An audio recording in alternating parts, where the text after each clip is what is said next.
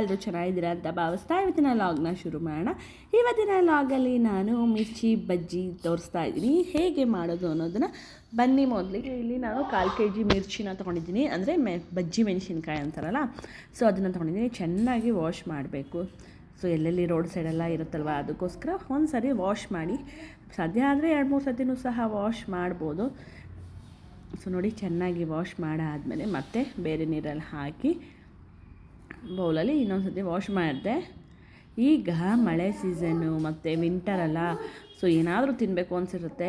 ಈ ಸೋಮವಾರ, ಶನಿವಾರ, ಗುರುವಾರ ಬಂದುಬಿಟ್ರೆ ವೆಜಿಟೇರಿಯನ್ಸ್ ವೆಜ್ ತಿನ್ನಬೇಕು ಅಂತ ಬೇಜಾರಾಗ್ತಿರುತ್ತಲ್ಲ, ಸೊ ಅಂಥ ಟೈಮಲ್ಲಿ ಈ ರೀತಿ ಮಿರ್ಚಿ ಬಜ್ಜಿ ಮಾಡ್ಕೊಬೋದು. ಏನು ಮಿರ್ಚಿ ಬಜ್ಜಿ ಸ್ಪೆಷಲ್ ಅಂತಲ್ಲ, ಸ್ಪೆಷಲ್ ಇದೆ, ಮುಂದೆ ನೋಡ್ತಾ ಇರಿ ಏನೆಲ್ಲ ಇಂಗ್ರೀಡಿಯೆಂಟ್ಸ್ನ ಹ್ಯಾಂಡ್ ಮಾಡ್ತೀನಿ ಅಂತ. ನೋಡಿ, ಈ ರೀತಿ ಮಧ್ಯಕ್ಕೆ ಕಟ್ ಮಾಡ್ಕೋಬೇಕು. ಸಾಧ್ಯ ಆದರೆ ಇನ್ನೊಂದು ಕಟ್ಟು ಸಹ ನೀವು ಮಾಡ್ಬೋದು, ದೊಡ್ಡದಿದ್ದರೆ. ಸೊ ಈ ರೀತಿ ಎಲ್ಲ ಕಟ್ ಮಾಡಾದಮೇಲೆ ಸಪ್ರೇಟಾಗಿ ಎಲ್ಲ ಒಂದೊಂದನ್ನು ಎತ್ತಿಟ್ಕೊಂಡಿದ್ದೀನಿ. ಆ್ಯಕ್ಚುಲಿ ಅವತ್ತೇನೋ ಮಿರ್ಚಿ ಬಜ್ಜಿ ತಿನ್ನಬೇಕು ಅನ್ನೋ ಕ್ರಾವಿಂಗ್ ಜಾಸ್ತಿ ಆಗಿತ್ತು ಅಂತಲೇ ಹೇಳ್ಬೋದು. ಆ ಒಂದು ಕಾರಣಕ್ಕೆ ಈ ರೀತಿ ರೆಡಿ ಮಾಡಿ ಇಟ್ಕೊಂಡೆ. ನೋಡಿ, ನಮ್ಮನೆಗೆ ಒಂದು 1/4 kg ಮಿರ್ಚಿ ಬಜ್ಜಿ ಸಾಕು. ಸೊ ಈ ರೀತಿ ಪ್ಲೇಟಲ್ಲೆಲ್ಲ ರೆಡಿ ಮಾಡಿ ಇಟ್ಕೊಂಡ್ಮೇಲೆ ಈಗ ಕಡಲೆ ಹಿಟ್ಟನ್ನ ಅಂದರೆ ರೆಡಿ ಮಾಡ್ಕೋಬೇಕಲ್ವಾ. ಸೊ ಹಾಗಿದ್ರೆ ಬನ್ನಿ, ಇಲ್ಲಿ ನಾನು ಭಾಗ್ಯಲಕ್ಷ್ಮಿ ಕಡಲೆ ಹಿಟ್ಟನ್ನ ತೊಗೊಂಡಿದ್ದೀನಿ. 1 ಬೌಲು, ಇದು ದೊಡ್ಡ ಬೌಲು. ಆ ಒಂದು ಬೌಲಲ್ಲಿ 1/4 ಭಾಗ ಅಕ್ಕಿ ಹಿಟ್ಟನ್ನ ತೊಗೊಂಡಿದ್ದೀನಿ ನಾನು. ನೋಡಿ, ಇದು ಒಂದೇ ಬೌಲ್ ನಾನು ಹಾಕೋದು. ಆ್ಯಕ್ಚುಲಿ ಏನು ಗೊತ್ತಾ, ಈ ಮಿರ್ಚಿ ಬಜ್ಜಿ ಮಾಡೋಕ್ಕೆ ತುಂಬಾ ನೀರು ಥರ ಇರಬಾರ್ದು, ತಿಕ್ನೆಸ್ ಇರಬೇಕು. ಆ ಒಂದು ಮಿಶ್ರಣ ಏನಿದೆ ಅದು ತಿಕ್ನೆಸ್ ಇದ್ದರೆ ನಿಮಗೆ ಗೊತ್ತಾಗುತ್ತೆ. ಯಾವ ಬಟ್ಲಲ್ಲಿ ತೊಗೊಂಡಿದ್ದೀವಿ ಅದೇ ಅಳತೆಯಲ್ಲಿ 1/4 ಬಟ್ಲು ಅಕ್ಕಿ ಹಿಟ್ಟನ್ನ ತೊಗೊಂಡು ಮಿಕ್ಸ್ ಮಾಡ್ಕೋಬೇಕು. ಸ್ವಲ್ಪ ಲೈಟಾಗಿ ಅರಿಶಿನ, ಅಚ್ಕಾರದ ಪುಡಿ, ನಿಮಗೆ ಖಾರಕ್ಕೆ ಎಷ್ಟು ಬೇಕೋ ಅಷ್ಟು ಅಚ್ಕಾರದ ಪುಡಿನ ಹಾಕ್ಕೋಬೋದು. ಜೀರಿಗೆ ಹಾಕೋತಾ ಇದ್ದೀನಿ ನಾನಿಲ್ಲಿ. ಈಗ ಜೀರಿಗೆನೂ ಸಹ ಹಾಕ್ಕೊಂಡು ಆಯಿತು. ನಿಮಗೆ ಖಾರಕ್ಕೆ ಎಷ್ಟು ಬೇಕೋ ಅಷ್ಟು ಖಾರದ ಪುಡಿನ ಹಾಕ್ಕೊಂಡು ಈಗ ಒಂದು ಮಿಕ್ಸ್ ಕೊಟ್ಟರೆ, ಉಪ್ಪು ನಾನು ಉಪ್ಪು ಹಾಕೋದು ಮರ್ತೋಗ್ಬಿಟ್ಟಿದ್ದೆ ವೀಡಿಯೋ ಮಾಡೋ ಬರದಲ್ಲಿ. ಸೊ ರುಚಿಗೆ ತಕ್ಕಷ್ಟು ಉಪ್ಪನ್ನ ಸೇರಿಸಿ, ಯಾವ ಅದಕ್ಕೆ ನಿಮಗೆ ಬೇಕು ಅಂದರೆ ತುಂಬಾ ತೆಳುಗೆ ಕಲಿಸ್ಕೋಬಾರ್ದು, ಗಟ್ಟಿಗೆ ಇರಬೇಕು ಅಂತಲೇ ಹೇಳೋಕ್ಕೆ ಇಷ್ಟಪಡ್ತೀನಿ. ಸರಿಯಾಗಿ ಅದನ್ನು ನಾವು ಮಿಕ್ಸರ್ನ ಕೊಡಬೇಕು. ನೋಡಿ, ಈ ರೀತಿ ಬರುತ್ತೆ.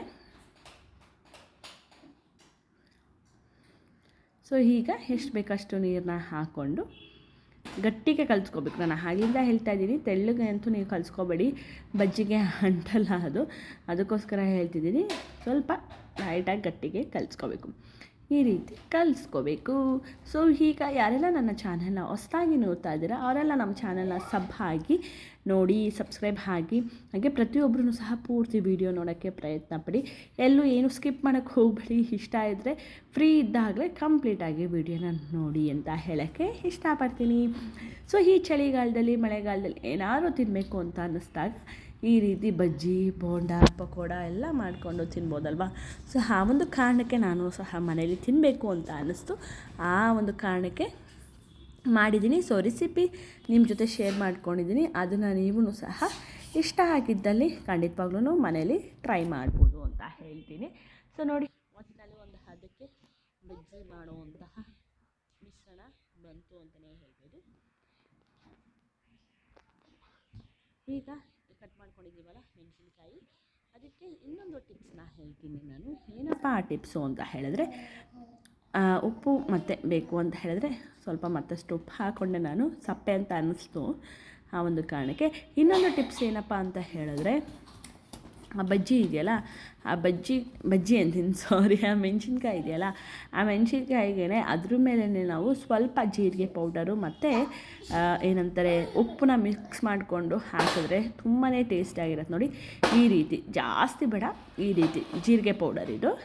ಸೊ ಜೀರಿಗೆ ಪೌಡರು, ಉಪ್ಪು ಮಿಕ್ಸ್ ಆಗಿದೆ. ಸೊ ಈ ರೀತಿ ಹಾಕ್ಕೊಂಡ್ರೆ ಆ ಮೆಣಸಿನ್ಕಾಯಿಗೂ ಸಹ ಉಪ್ಪು ಖಾರ ಹಿಡಿದಿರುತ್ತೆ, ಚೆನ್ನಾಗಿರುತ್ತೆ ತಿನ್ನೋಕ್ಕೆ ಅಂತ.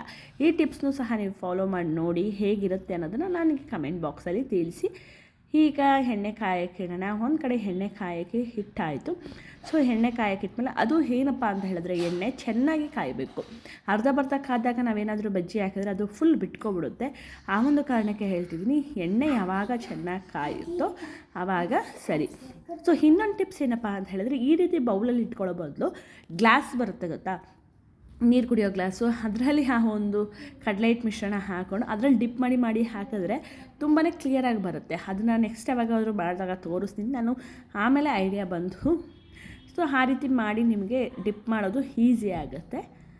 ಒಂದು ನೀರು ಕುಡಿಯೋಂಥ ಗ್ಲಾಸಲ್ಲಿ ಈ ಒಂದು ಕಡಲೆ ಹಿಟ್ಟು ಹಸಿಟ್ಟನ್ನ ಹಾಕ್ಕೊಂಡ್ರೆ ಡಿಪ್ ಮಾಡಿದ್ರೆ ನಿಮಗೂ ಸಹ ಈಸಿಯಾಗಿ ಬರುತ್ತೆ. ಸೊ ಈಗ ಕ್ರಿಸ್ಪಿಯಾಗಿ ಗರಿಗರಿಯಾಗಿ ರೆಡಿ ಆಗಿದೆ ಅಂತಲೇ ಹೇಳ್ಬೋದು ಮೆಣಸಿನ್ಕಾಯಿ ಬಜ್ಜಿ. ಸೊ ಹೀಗೆ ತಿಂದರೆ ಹೇಗಿರುತ್ತೆ, ಚೆನ್ನಾಗಿರಲ್ಲ. ಸೊ ಸಪ್ಪೆ ಅಂತ ಅನಿಸುತ್ತೆ, ಇನ್ನೂ ಏನಾದರೂ ಬೇಕು ಅಂತ ಅನಿಸುತ್ತಲ್ವ. ಸೊ ಅದಕ್ಕೋಸ್ಕರ ಹೇಳ್ತಾ ಇದ್ದೀನಿ, ಈ ರೀತಿ ಮೆಣಸಿನ್ಕಾಯಿ ಬಜ್ಜಿ ಗರಿಗರಿಯಾಗಿ ರೆಡಿ ಆದಮೇಲೆ ಇಲ್ಲಿ ಮತ್ತೆ ಕೆಲವೊಂದು ಐಟಮ್ಸ್ನ ನಾನು ರೆಡಿ ಮಾಡ್ಕೊಂಡಿದ್ದೀನಿ. ನೀವೂ ಸಹ ಇದೇ ರೀತಿ ಸ್ನ್ಯಾಕ್ಸ್ ಮಾಡ್ಕೊಂಡು ತಿನ್ನೋಕ್ಕೂ ಸಹ ಖುಷಿ ಆಗುತ್ತೆ. ಆಮೇಲೆ ನಮಗೂ ಸಹ ಇನ್ನಷ್ಟು ತಿನ್ನಬೇಕು ಅಂತ ಆಸೆನೂ ಸಹ ಆಗುತ್ತೆ. ಸೊ ನೋಡಿ, ಸಿಕ್ಕಾಪಟ್ಟೆ ಕ್ರಿಸ್ಪಿಯಾಗಿ ಬಂದಿತ್ತು ಅಂತಲೇ ಹೇಳ್ಬೋದು. ಎಲ್ಲೂ ಸಹ ಆ ಕಡಲೆ ಹಿಟ್ಟು ಬಿಟ್ಕೊಂಡಿಲ್ಲ, ಕ್ಲೀನಾಗಿ ಅದು ಬಜ್ಜಿಗೆ ಅಂಟ್ಕೊಂಡಿದೆ ಅಂತಲೇ ಹೇಳ್ಬೋದು. ಸೊ ನಿಮಗೂ ಇಷ್ಟ ಆಗಿದರೆ ಲೈಕು ಕಮೆಂಟು ಮಾಡೋದನ್ನು ಮರಿಬೇಡಿ. ಹೈಪ್ ಪಾಯಿಂಟ್ಸ್ ಇದ್ದರೆ ಸಾಧ್ಯ ಆದರೆ ಹೈಪ್ ಪಾಯಿಂಟ್ಸ್ನ ನೀವು ಕೊಡೋಕ್ಕಾಗುತ್ತೆ ಅಂತ ಅಂದರೆ ನಿಜವಾಗ್ಲೂ ಹೈಪ್ ಪಾಯಿಂಟ್ಸ್ನ ಕೊಡಿ ಅಂತ ಹೇಳೋಕ್ಕೆ ಇಷ್ಟಪಡ್ತೀನಿ. ಈಗ ಗರ್ಗರಿಯಾಗಿರುವಂತಹ ಮೆಣಸಿನ್ಕಾಯಿ ಬಜ್ಜಿ ಸ್ಪೈಸಿಯಾಗಿ ಸಖತ್ತಾಗಿ ರೆಡಿಯಾಗಿದೆ. ಈಗ ಇದನ್ನು ಮತ್ತಷ್ಟು ಆಲ್ಟ್ರ್ ಮಾಡೋಣ. ಏನಪ್ಪ ಅಂತ ಹೇಳಿದ್ರೆ ತುರ್ಕೊಂಡಿರುವಂತಹ ಕ್ಯಾರೆಟ್ ಸ್ವಲ್ಪ ಇಟ್ಕೊಂಡಿದ್ದೀನಿ, ಈರುಳ್ಳಿ ಮತ್ತು ಕೊತ್ತಂಬರಿ ಸೊಪ್ಪು ಇಷ್ಟೇ. ಈಗ ಇದಿಷ್ಟಕ್ಕೆ ಸ್ವಲ್ಪ ಉಪ್ಪು ಹಾಕ್ತಾ ಇದ್ದೀನಿ ನಾನು ಲೈಟಾಗಿ. ನೋಡಿ ಇಷ್ಟು ಉಪ್ಪು, ಖಾರ ಏನು ಹಾಕ್ಕೊಳ್ಳಲ್ಲ. ಖಾರ ಆಲ್ರೆಡಿ ನಾನು ಜೀರಿಗೆ ಪೌಡ್ರೆಲ್ಲ ಹಾಕಿರೋದ್ರಿಂದ ಬರೀ ಉಪ್ಪನ್ನ ಮಿಕ್ಸ್ ಮಾಡ್ಕೊತಾ ಇದ್ದೀನಿ. ನೋಡಿ ಈ ರೀತಿ ಉಪ್ಪನ್ನ ಮಿಕ್ಸ್ ಮಾಡಿಕೊಂಡು ಎಲ್ಲನೂ ಈ ರೀತಿ ಮಿಕ್ಸ್ ಮಾಡಿ ಇಟ್ಟರೆ ಆ್ಯಕ್ಚುಲಿ ಹೇಳಬೇಕು ಅಂದರೆ ಬಜ್ಜಿ ಜೊತೆ ತಿನ್ನೋದಕ್ಕಿಂತ ಈ ರೀತಿ ಸಲಾಡ್ ಥರನೇ ಇದು ಚೆನ್ನಾಗಿತ್ತು. ಕಡಲೆ ಬೀಜ ಒಂದು ಹಾಕಿದ್ದಿದ್ರೆ ಸಲಾಡ್ ಅಂತಲೇ ಆಗೋಗಿರೋದು ಅಂತಲೇ ಹೇಳ್ಬೋದು. ತುಂಬಾ ಟೇಸ್ಟಿಯಾಗಿತ್ತು ಅಂತಲೇ ಹೇಳ್ತೀನಿ. ಸೊ ಒಂದ್ಸತಿ ನೀವು ಟ್ರೈ ಮಾಡಿ. ಲೆಮನ್ ಬೇಕು ಅಂದ್ರೂ ಸಹ ನೀವು ಹಾಕೋಬೋದು, ಬೇಡ ಅಂತ ಹೇಳಿದ್ರೆ ಸ್ಕಿಪ್ ಮಾಡ್ಬೋದು ಲೆಮನ್ನ. ನಾನಿಲ್ಲೇನು ಲೆಮನ್ ಹಾಕೋತಾ ಇಲ್ಲ, ನಿಮಗೂ ಸಹ ಬೇಡ ಅಂದರೆ ಸ್ಕಿಪ್ ಮಾಡ್ಬೋದು. ಈಗ ಈ ಒಂದು ಮಿಶ್ರಣನ ನಾವು ಈ ಬಜ್ಜಿ ಇದೆಯಲ್ಲ ಇದನ್ನು ಅರ್ಧ ಭಾಗ ಮಾಡಬೇಕು. ನೋಡಿ ಈ ರೀತಿ ಎಷ್ಟು ಕ್ರಿಸ್ಪಿಯಾಗಿ ಬಂದಿತ್ತು ಗೊತ್ತಾ, ಬಜ್ಜಿ ಅಂತೂ ಸಿಕ್ಕಾಪಟ್ಟೆ ಕ್ರಿಸ್ಪಿಯಾಗಿತ್ತು.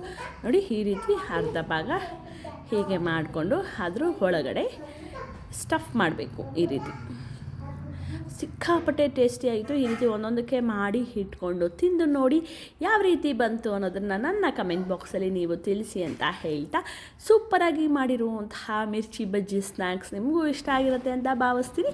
ಇಷ್ಟ ಆಗಿದ್ರೆ ಲೈಕು ಕಮೆಂಟು ಮಾಡಿ, ಹಾಗೆ ಸಾಧ್ಯ ಆದರೆ ಮನೇಲಿ ಒಂದು ಸರಿ ಟ್ರೈ ಮಾಡಿ ಅಂತ ಹೇಳ್ತಾ ಈ ಒಂದು ಲಾಗ್ನ ಇಲ್ಲಿಗೆ ಮುಗಿಸ್ತಾ ಇದ್ದೀನಿ. ಮತ್ತೆ ಮುಂದಿನ ಲಾಗಲ್ಲಿ ನಿಮ್ಮೆಲ್ರಿಗೂ ಸಿಗ್ತೀನಿ. ಅಲ್ಲಿವರೆಗೂ ನಮ್ಮ ಚಾನಲ್ನ ಸಬ್ಸ್ಕ್ರೈಬ್ ಮಾಡಿಕೊಂಡು ಲೈಕ್ ಕೊಟ್ಟು ನೋಡಿ ಅಂತ ಹೇಳ್ತಾ, love you all, tata, take care, bye.